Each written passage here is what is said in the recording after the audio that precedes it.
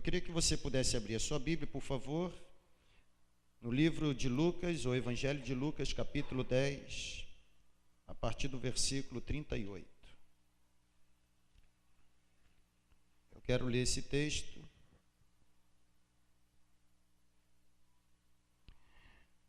Evangelho de Lucas, capítulo 10, a partir do versículo 38. Hoje é a quarta semana consecutiva que estamos debruçados sobre este texto. Nós temos construído uma série de mensagens às quintas-feiras, na Quinta da Família, sobre como ter o coração de Maria no mundo de Marta, ou como ter um coração adorador no mundo tão agitado. Na primeira mensagem da série, nós vimos que produção pode não ter nada a ver com adoração.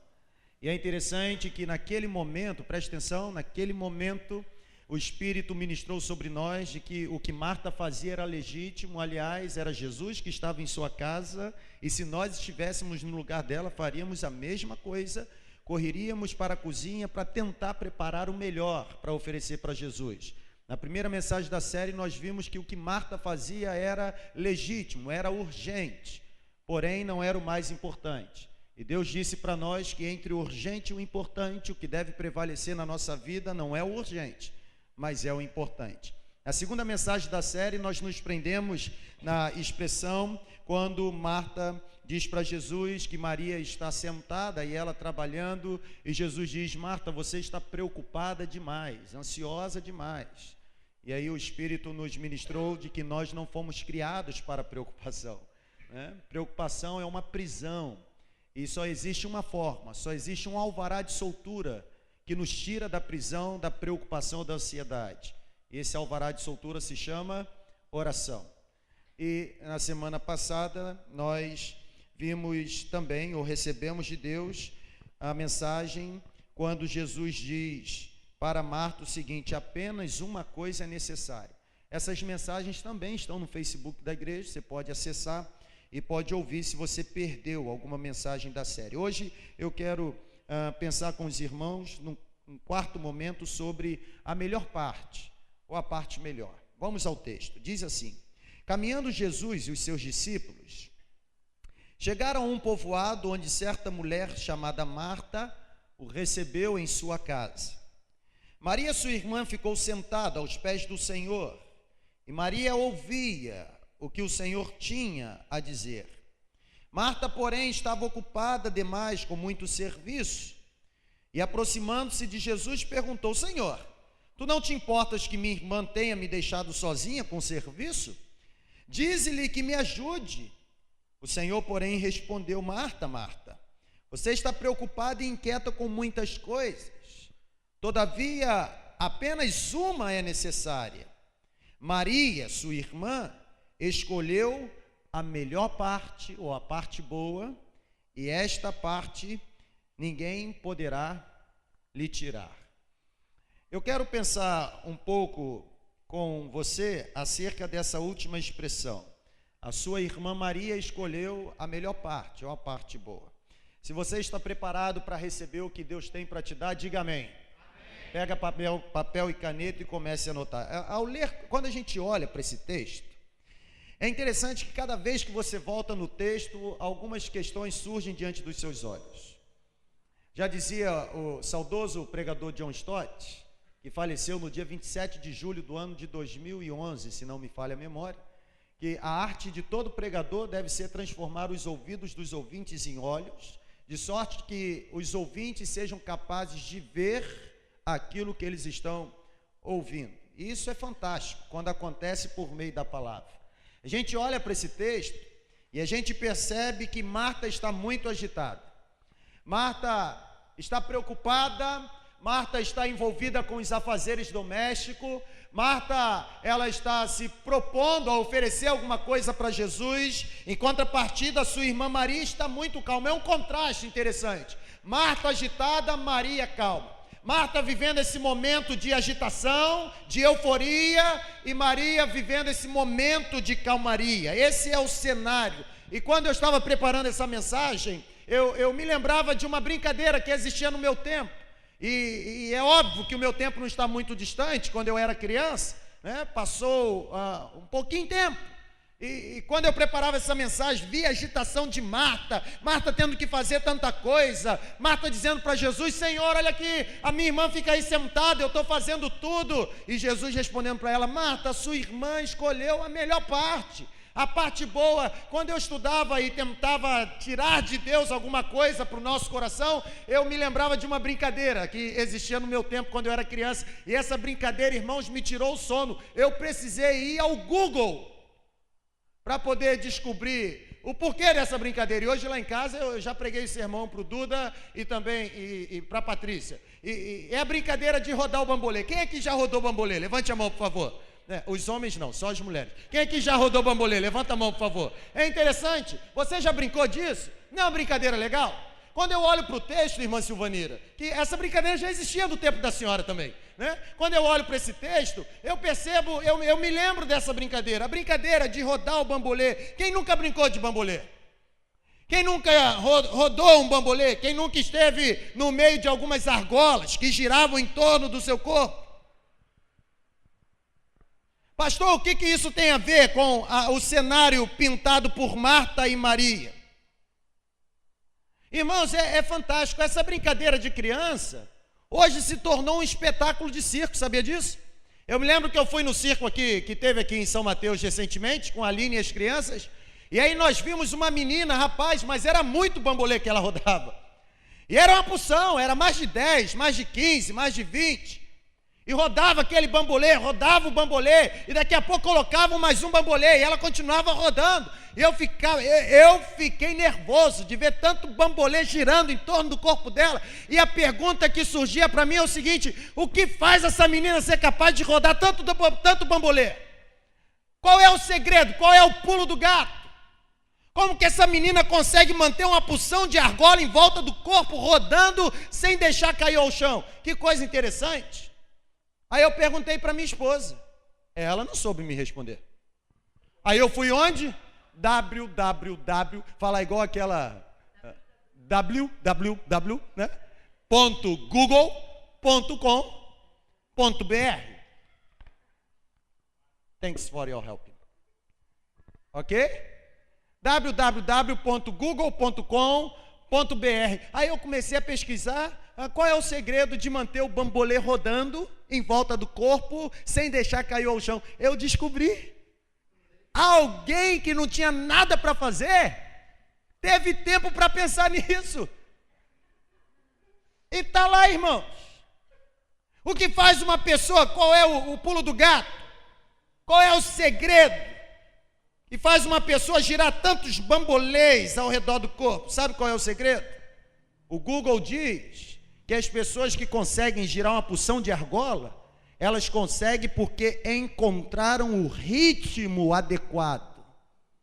Elas encontraram o ritmo adequado, e elas agora, com o ritmo adequado, elas determinam o centro, ok? E depois deixa com que as argolas fiquem se movendo em volta do seu corpo. Profundo isso, parece tese de doutorado. Pastor, onde o senhor quer chegar com esse negócio de bambolê? Eu não quero, irmãos, nós já chegamos. Nós já chegamos, a nossa vida é cheia de bambolês. Eu e você nos comportamos como Marta, tendo que fazer uma porção de coisas. É um bambolê no braço, é um bambolê no outro braço. Na cintura eu não vou fazer, né? É um bambolê no pescoço. A gente está igual Marta, a gente vive rodando uma porção de bambolê. Todos os dias nós temos a responsabilidade de girar várias argolas em volta do nosso corpo e girar os bambolês ao mesmo tempo. E é interessante, quando eu olho para mim mesmo, a minha tentativa de começar a girar os bambolês, eu percebo que eu não consigo. Isso me faz ficar frustrado e eu acabo decepcionado. Eu tenho certeza que isso acontece com você também. Assim como Marta, assim como eu, você também vive num mundo por demais agitado. Assim como Marta, assim como eu, Você também vive no mundo por demais atarefado, mundo concorrido. O mundo corrido, irmãos, a gente já acorda atrasado. Deixa eu dar uma sugestão pastoral para você. Mesmo atrasado, antes de sair de casa, ore, tome banho e escove seus dentes. Parece uma coisa banal, mas tem gente que... Vamos voltar para o sermão que é melhor. Nós vivemos como essa menina, essa profissional, que tem que rodar uma porção de bamboleira ao mesmo tempo, e não somente rodar, mas impedir que eles caiam ao chão. É o nosso mundo atarefado. Vocês estão aqui comigo? Digam amém. É o nosso mundo concorrido, é o nosso mundo corrido, é o nosso mundo agitado, é um mundo tão agitado, onde cada segundo é precioso. Ninguém quer perder nada. Por quê? Nós temos muita coisa para fazer. A Aline lá em casa tem dia que já acorda derrotada. É sério, a bom nada. Ela já acorda assim, eu tenho tanta coisa para fazer hoje, ai. É o nosso mundo. São os bambolês da nossa vida. Quer ver uma coisa? É o bambolê do serviço dentro de casa. É um outro com serviço fora de casa. Já viu? É o serviço ou a responsabilidade de levar o filho para o colégio. Ó, já tem 3. Aí agora você tem que buscar o filho no colégio. E nesse entremeio você tem que levar o outro para a natação. E aí você tira o outro da natação, leva o outro para a música. Aí você tira o outro da música, tem que levar para o dentista, porque dentista também tem família, né? E depois sai do dentista, tem que ir na pediatra. Sai da pediatra, traz a outra que estava na escola para casa. E aí depois você leva para praticar esporte, porque esporte é saúde. Aí depois você tem que se comprometer com os seus compromissos profissionais. E aí você fica nessa loucura. É um mundo agitado, é uma porção de bambolê. Nós estamos igual Marta, gente. Nós estamos com inúmeras responsabilidades. O nosso mundo é tão agitado que esse mundo apresenta para mim e para você inúmeras questões urgentes que precisam ser resolvidas. E a gente fica nessa loucura de tentar equilibrar o bambolê. Isso nos faz ficar com a mente e o coração consumido por uma obrigação. Qual obrigação, pastor? Essa demanda urgente, é tanta coisa para fazer, que isso mantém o nosso coração obrigado a permanecer com os bambolês girando e tudo ao mesmo tempo.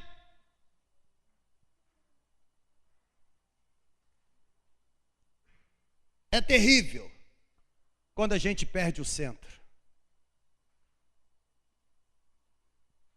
Eu penso que quando Jesus, no texto, afirma para Marta que sua irmã Maria escolheu a melhor parte, ou a parte boa, uma parte que não pode lhe ser tirada, eu penso que, para mim e para você, o que o Espírito deseja interpretar é que essa melhor parte é manter o ritmo adequado para que as questões da nossa vida permaneçam no determinado local, e isso não faça com que a gente perca a noção do que é vital e fundamental para a nossa vida.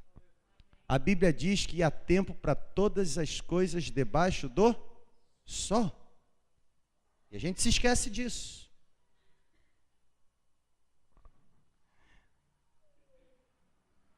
O Google disse que aquela menina ela era capaz de rodar não sei quantos bambolês, porque ela encontrou o ritmo adequado. E é interessante, porque se você se lembra, a pessoa quando começa com rodar o bambolê, ela começa num ritmo mais agitado. Aí depois parece que estabiliza o bambolê, ela diminui o ritmo e só, ó, eu fiz hoje à tarde lá em casa, aí ficaram me zoando. Eu não vou fazer aqui, né? Mas aí fica só...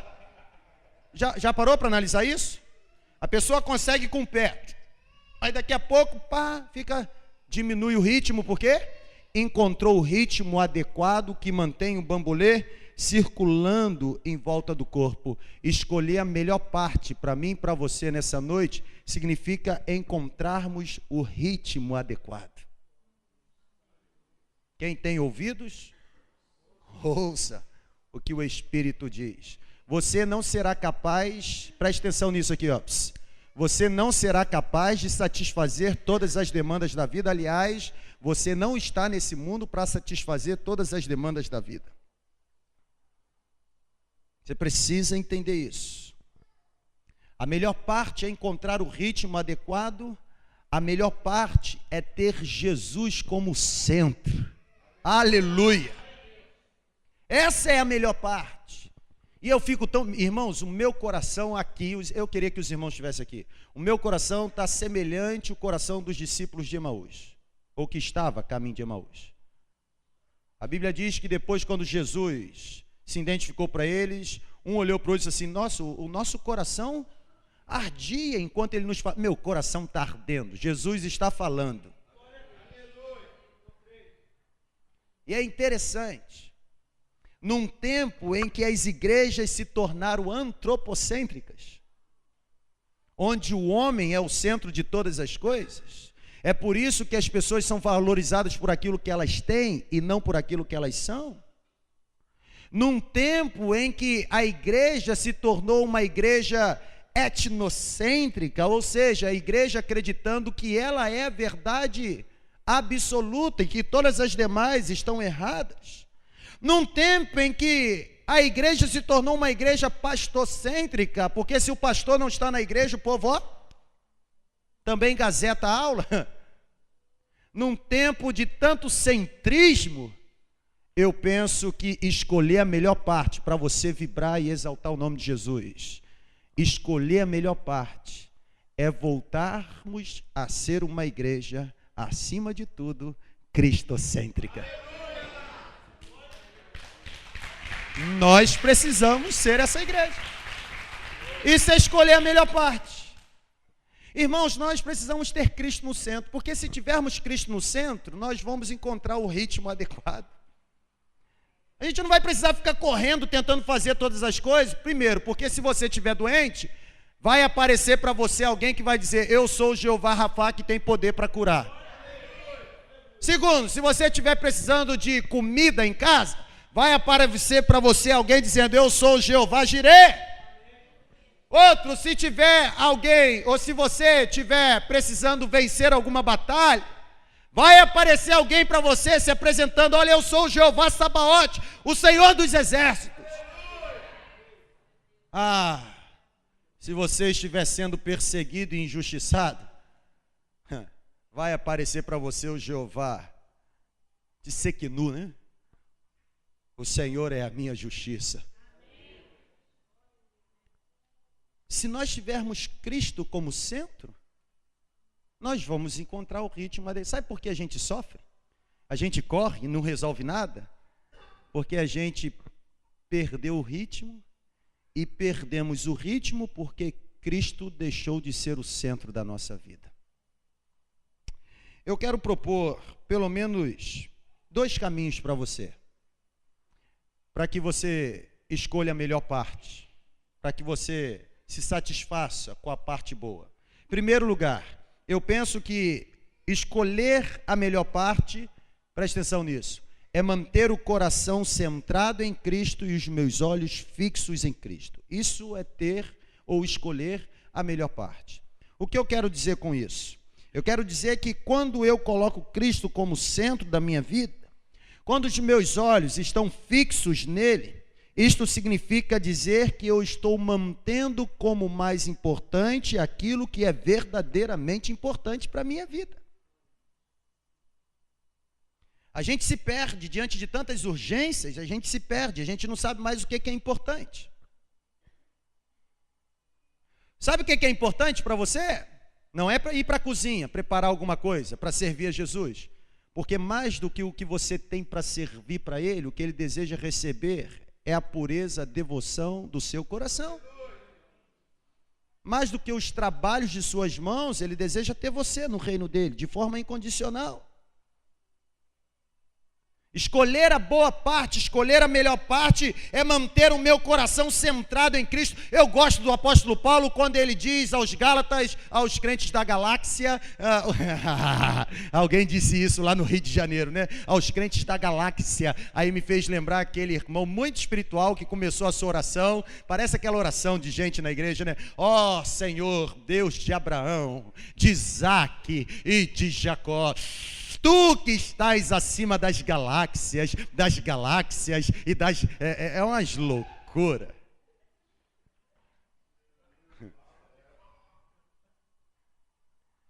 Manter o nosso coração centrado em Cristo é nos lembrarmos do que Paulo diz para os crentes da galáxia.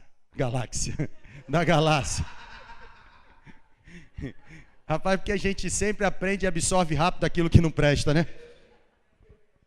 Sabe o que Paulo diz? Capítulo 2, versículo 20. Eu já estou crucificado com Cristo, e vivo não mais eu, mas Cristo vive em mim, e a vida que eu estou vivendo agora, nesse tempo presente, eu estou vivendo pela fé no Filho de Deus, o qual me amou e se entregou por mim. Meu irmão, ter a vida centrada em Cristo, ter os olhos fixos em Cristo, ter o meu coração aquecido, centrado em Cristo, é olhar para mim mesmo, crucificar a minha autonomia, dizer para o Senhor, olha Senhor, eu não quero cumprir os meus propósitos, eu não estou mais nessa vida para satisfazer os meus desejos. Sabe de uma coisa, Senhor? Eu estou crucificado com o Senhor, eu estou morrendo para o Senhor, porque a Tua palavra me garante que aqueles que morrem para o Senhor encontram a vida eterna, aqueles que morrem para o Senhor têm paz, aqueles que morrem para o Senhor encontram a melhor parte.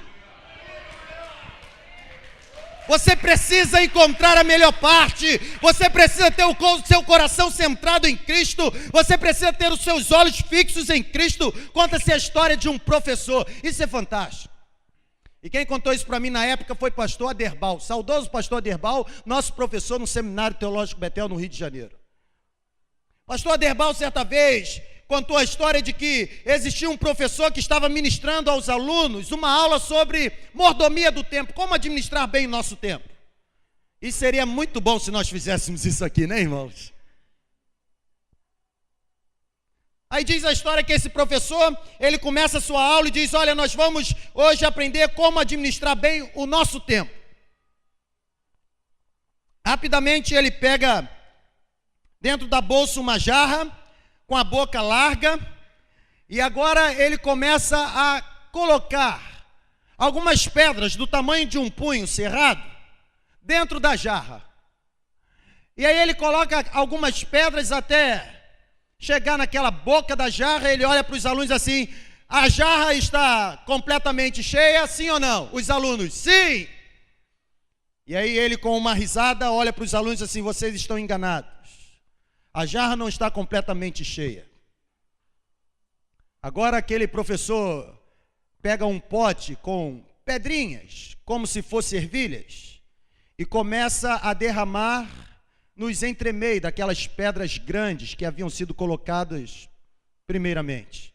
E aí as pedrinhas vão descendo, e aí ele consegue encher as pedrinhas até o topo, e aí olha para os alunos assim, a jarra agora está completamente cheia. Os alunos já ressabiados não respondem, ele diz, ainda não. E aí diz a história que agora ele pega um saco com areia e começa a derramar areia naquele lugar ou naquela jarra, e a areia vai caindo, e aí depois ele olha e diz assim, e agora a jarra está cheia? Os alunos, pode ser que sim, pode ser que não. Não. E agora ele pega uma garrafa com água e começa a derramar água até o topo da jarra. Aí ele olha para os alunos e fala assim, agora a jarra está cheia.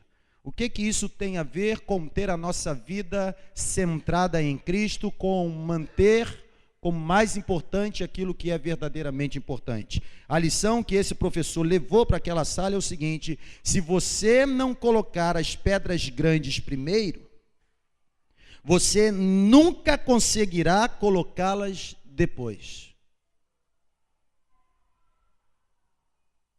Isso significa dizer que se você não tratar na sua vida primeiro o que é verdadeiramente importante, você não conseguirá fazer isso depois. Diz um amém aí, meu irmão, pelo menos. Você precisa começar com as prioridades de Deus. Abraão começou com as prioridades de Deus. Eu não sei para onde vou, mas eu sei quem está me chamando. Aleluia.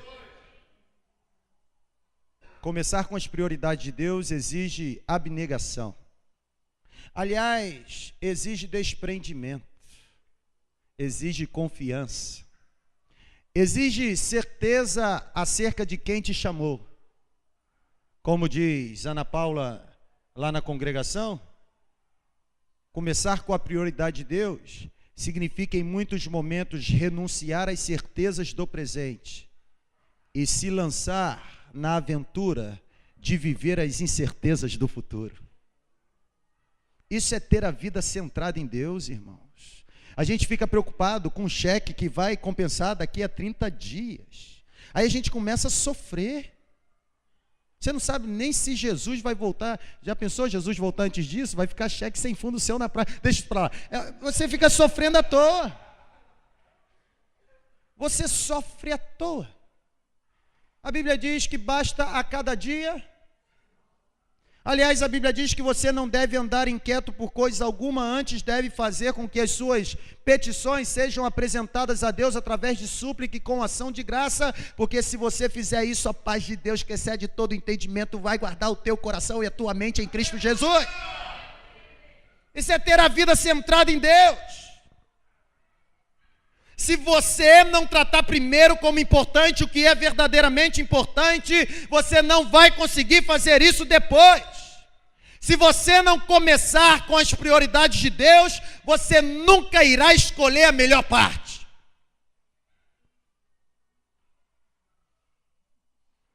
Louvado seja Deus, porque Deus me permitiu escolher a melhor parte. Ah, meu irmão, como eu seria infeliz se eu continuasse na aeronáutica. Aliás, eu acho que eu já estaria preso. Ainda bem que Deus me deu o privilégio de poder escolher a melhor parte. Sabe qual é a melhor parte para mim? Servir a Jesus, dar a minha vida para o reino de Jesus. Você precisa escolher a melhor parte. Mateus 6,33 diz que você deve buscar em primeiro lugar. Por que será que a Bíblia diz isso? A gente lê o texto e não lê o contexto. Texto sem contexto é pretexto, tem que acabar no sexto. Por que a Bíblia diz isso? Ninguém começa um pensamento, presta atenção nisso. Aula da norma gramatical brasileira, ok? Vamos lá. Ninguém começa um pensamento com uma conjunção coordenada sindética adversativa. Que loucura! Ó, vou dizer uma coisa para vocês. Mas buscar em primeiro, entretanto, todavia, buscar... Não, ninguém começa assim. Para toda oração coordenada sindética, é necessário haver uma oração coordenada assindética. Que coisa fantástica. Terceira Igreja Batista também é cultura.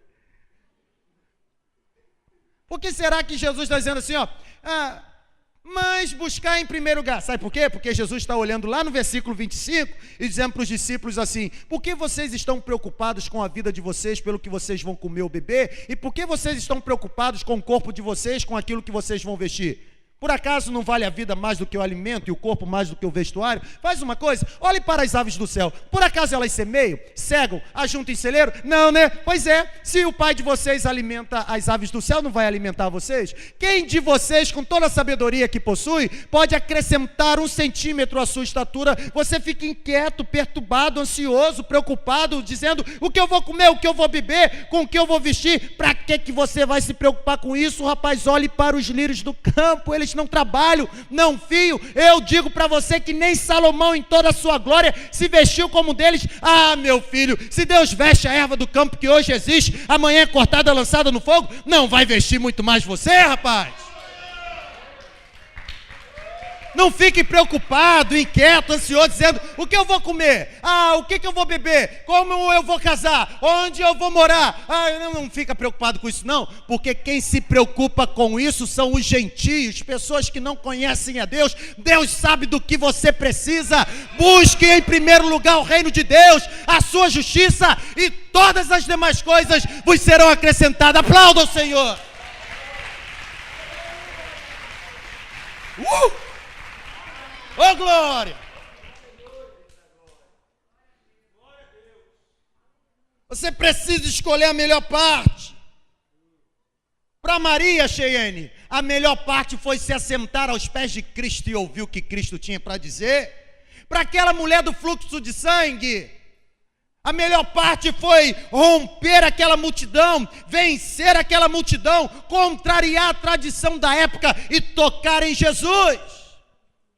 Ah, meu filho, para Bartimeu a melhor parte, sabe o que foi? Foi clamar: Jesus, filho de Davi, tem compaixão de mim, mesmo quando os outros diziam que ele deveria ficar calado.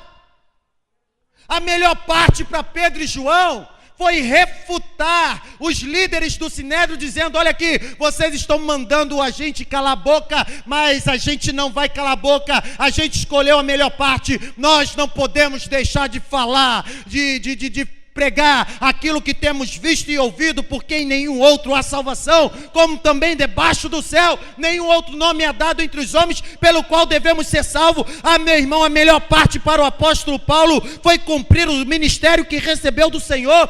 Paulo afirmou: olha, eu não tenho a minha vida como preciosa, a única coisa que eu desejo é terminar a corrida, é completar o ministério.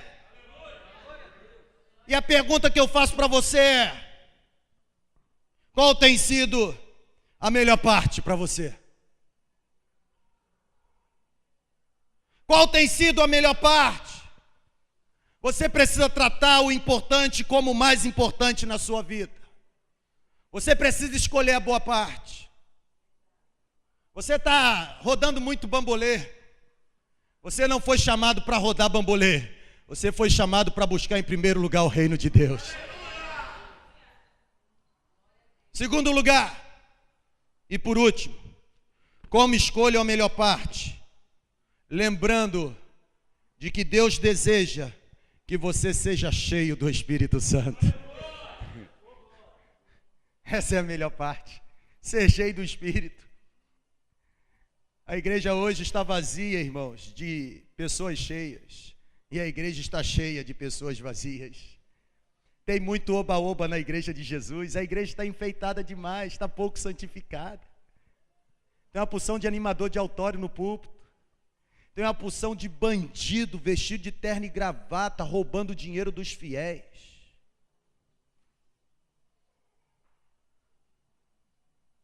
Escolher a melhor parte é não somente ter o Espírito Santo, mas apesar de ter o Espírito Santo, escolher a melhor parte é estar cheio do poder do Espírito Santo. Há uma grande confusão hoje entre batismo no Espírito Santo, plenitude no Espírito Santo. Outro dia eu estava conversando com alguém e essa pessoa me perguntou: vocês lá acreditam no batismo no Espírito Santo? Eu falei: claro, eu fui batizado no Espírito. É uma confusão. Agora, eu não sei se ser batizado no Espírito para mim significa a mesma coisa que ser batizado no Espírito para ela. Aliás, não é para mim, para a Bíblia. Há uma confusão hoje. A gente confunde recebimento do Espírito com carisma, com capacitações que o Espírito traz para que você desenvolva algumas tarefas no reino para o aperfeiçoamento da igreja. A gente confunde, há uma confusão de conceitos hoje. As pessoas confundem batismo no Espírito Santo com plenitude do Espírito Santo. Deus deseja que você seja cheio, irmãos. Uma coisa é ter ou receber o Espírito Santo. Outra coisa muito legal é não somente ter, mas estar cheio do Espírito Santo. Escolher a melhor parte é acreditar que o desejo de Deus é que você, além de ter o Espírito, esteja cheio do Espírito. Eu confesso para os irmãos, tenho um ministério de intercessão na terceira igreja, orando o tempo todo, para que todos sejam cheios do Espírito. Quando todos nós formos cheios do Espírito e permanecermos cheios do Espírito, porque é um processo. Quando todos nós estivermos completamente, plenamente, plero no grego, né? Pleno, completo, totalmente cheio do Espírito, você pode ter certeza de uma coisa: a pregação será apenas uma edificação, porque o camarada sem Cristo, ele vai se render a Jesus através da atmosfera espiritual que vai reinar nesse lugar. Quem está cheio do Espírito não mente. Quem está cheio do Espírito não promove maledicência.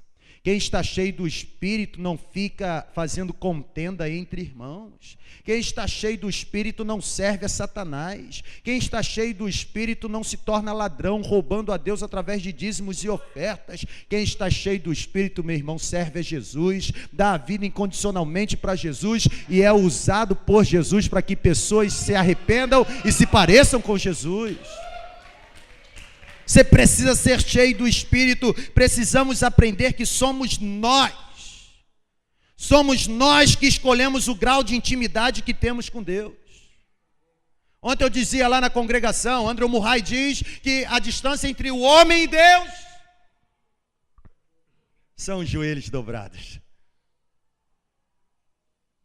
Nós é que determinamos o grau de intimidade que temos com Deus.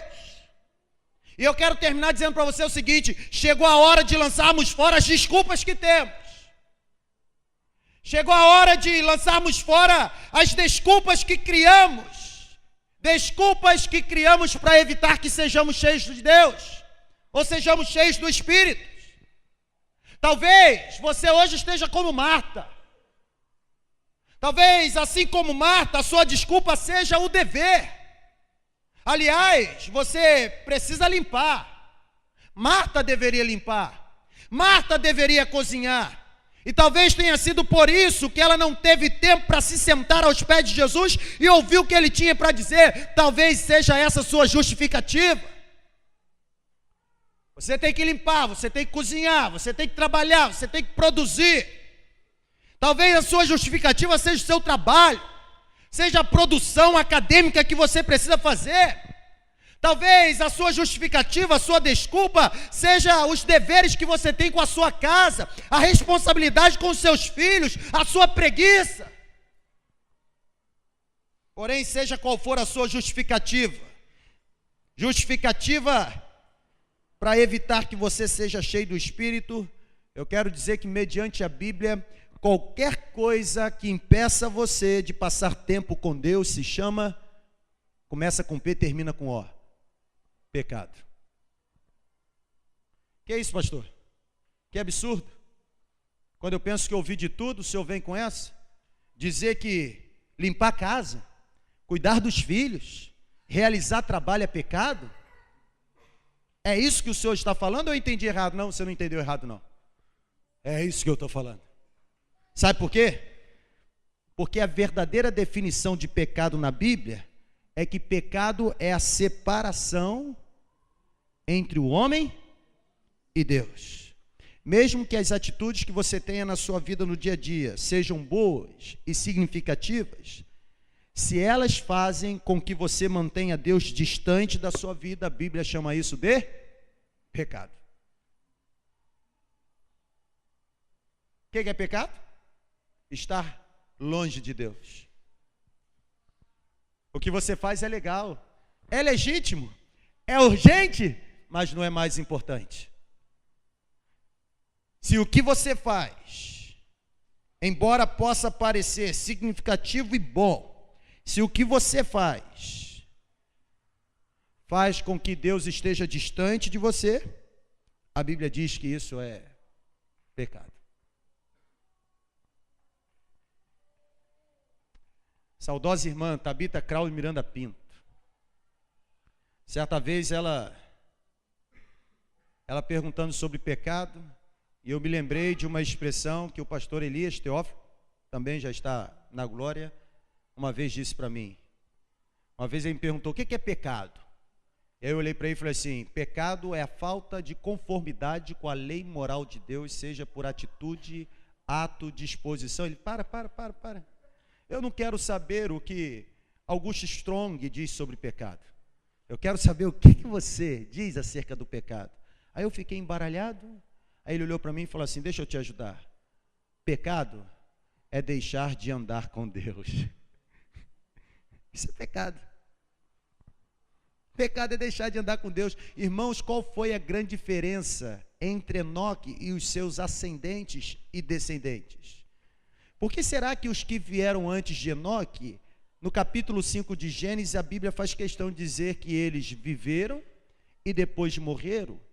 E quando chega em Enoque, a Bíblia faz questão de dizer que Enoque não viveu. Enoque andou. E Enoque não morreu, mas Deus o tomou para si. Sabe por quê? Porque entre viver e andar, há uma distância enorme. Tem casais que estão aqui nessa noite, famílias que estão aqui na Quinta da Família, que vivem juntas, mas não andam juntas. Vivem debaixo do mesmo teto, mas estão divorciadas. Viver, basta estar ao lado de. Andar, é necessário ter comunhão com. Ser cheio do Espírito, não é simplesmente estar ao lado de. Ser cheio do Espírito, é ter comunhão com Deus. Estar cheio do Espírito Santo é ter a vida controlada por Deus. Ah, Ana Paula, esta sim. Ter a vida controlada por Deus é esta sim. Esta é escolher a melhor parte. Porque quando eu tenho uma vida controlada por Deus, quando eu tenho uma vida cheia do Espírito de Deus, primeiro, essa vida cheia do Espírito de Deus produz em mim um caráter semelhante ao caráter de Cristo. Irmãos, é urgente voltarmos a proferir com os lábios as palavras do apóstolo Pedro. Por favor, você pode me abençoar com uma ofertinha? Atos capítulo 3 diz que Pedro e João, ao serem interpelados por aquele coxo, à entrada do santuário do templo, na porta chamada Formosa, a Bíblia diz que Pedro e João param, e Pedro, olhando firmemente para o coxo, diz o seguinte: campeão, eu estou na mesma que você, eu não tenho prata e não tenho ouro, porém o que eu tenho, eu vou dar para você. O extraordinário é que, ao falar isso, diz o texto sagrado que a ordem de Pedro foi o seguinte: olha para nós. Ninguém mais fala isso hoje não, irmãos. Ninguém mais fala isso não. Eu às vezes fico olhando a incoerência no púlpito e na igreja. Pastores que estão querendo dar lição de moral no rebanho, mas fazem alianças ilícitas, fazem acordos partidários para mamar dinheiro em época de política. A Bíblia não chama isso de pastor. João 10 diz que estes que fazem isso não entram pela porta do aprisco. Eles atravessam um muro, não são pastores, são assalteadores, são mercenários. Só tem capacidade de ter o caráter de Cristo quem tem a vida cheia do Espírito Santo. Vida cheia do Espírito Santo gera envolvimento com a missão deixada por Jesus. Quem tem vida cheia do Espírito sofre, chora pelas almas que estão perdidas, pelas vidas que estão aí fora. Jesus não veio recompensar pessoas retas, boas, não. Eu às vezes fico olhando a igreja, irmãos, assembleia ordinária, e o assunto é movimentação de membros. Eu quero apresentar aos irmãos a pauta e eu espero a aprovação desse plenário. Proposto, apoiado, ok. Os irmãos favoráveis digam amém. Amém, pastor, amém. Eu quero trazer a este seleto plenário o nome da irmã Josefina Filisberta Filismina. Por esse nome ela não entraria na igreja mesmo não. Vou escolher um outro nome. A irmã Raimunda. Vixe o que, Briel? Tomara que o seu pensamento tenha sido esse mesmo. Eu quero perguntar aos irmãos qual é a vontade Qual é a vontade dos irmãos? Aí eu proponho, aí eu apoio, está em discussão. Pela ordem, senhor presidente. É assim? Eu sei, irmãos. Você não precisa me ensinar a ser batista, há 30 e poucos anos. Aliás, eu tenho mais horas de voo em plenário de convenção do que você. E eu não falo isso no tom de arrogância, não. Eu falo isso no tom de encorajamento, porque tem gente que acha que tem condições de pastorear pastor de igreja. Meu irmão, você foi chamado para ficar sentado nessa poltrona e sendo pastoreado por esse pastor. Aleluia. Amém, gente? Amém. Ah, glória a Deus. Ainda bem que aqui é tudo às claras, é assim mesmo. Aqui tem um dono que é Jesus. E esse dono colocou um cacique, que não é você, é Adonias da Silva Júnior. Glória a Jesus por isso. Aí é interessante que nesse momento, entra aquela discussão. Irmã não pode entrar aqui, ser membro da igreja, porque eu vi a irmã fumando. Oh, ungidão, estás em condição de julgar o próximo? Ah, não se lembra de Mateus 7? Tire a trave dos teus olhos para você enxergar o cisco no teu olho e depois de enxergar. Meu irmão, preste atenção numa coisa: igreja não está para ser um ambiente onde se reúne pessoas coradas, nota 10, desprovidas de pecado. Não, igreja é um local onde deve se reunir pessoas que estão em processo de lapidação. Nós não somos produtos acabados. Todo dia o mestre pega a nossa vida na mão e começa a lapidar, mas hoje está melhor, amanhã ele melhora mais um pouquinho. Ou seja, nós estamos a cada dia sendo lapidados para que o caráter de Cristo seja forjado em nós. Nós precisamos aprender, isso é ter vida cheia do Espírito. Igreja não é lugar de pessoas retas. Jesus não veio dar a vida por pessoas retas. Jesus não veio recompensar pessoas nota 10. Jesus veio dar a sua vida por pessoas marginalizadas. A Bíblia diz que ele veio buscar e salvar aqueles que se haviam perdido. O dia que a terceira igreja não tiver lugar para que uma pessoa possa se sentar e fazer parte dessa igreja, essa igreja deixou de ser igreja e se tornou um botequim, alguma coisa do tipo. A gente precisa aprender isso, tem que ter envolvimento. Quem é cheio do Espírito tem envolvimento com a missão. Agora tem o seguinte, essa missão é ganhar pessoas para Jesus. E a gente precisa aprender que quando a gente pesca o peixe não vem pronto para consumo, ele vem com escama, ele vem fedendo, entendeu? Ele não vem limpo para o barco. É aqui dentro que ele vai ser limpo para ser usado por Jesus. É aqui dentro. Ele não vai chegar aqui. Não, é aqui dentro. Isso se chama discipulado. Discipulado, irmão, não é pegar esse estudo indutivo de João e ensinar. Não, irmão. Bíblia se aprende na escola bíblica discipuladora. Discipulado, como diz Josué Campanhã, é um mendigo repartir com outro mendigo um bocado de pão. Ou seja, discipulado é transfusão de vida. Só dá vida quem tem vida. Só reproduz caráter de Cristo quem tem o caráter de Cristo. E só faz isso quem tem a vida cheia do Espírito Santo. E por último, ter uma vida cheia do Espírito é ter uma vida marcada por profunda adoração, por profundo louvor, por profunda submissão e por profunda ações de graça. Às vezes eu chego em determinado lugar, estou vendo lá o cara varrendo a rua. E o cara está lá. O cara está conversando com a folha. Entendeu? Cara louco. Ele não é louco não, irmão. É porque ele está cheio do Espírito.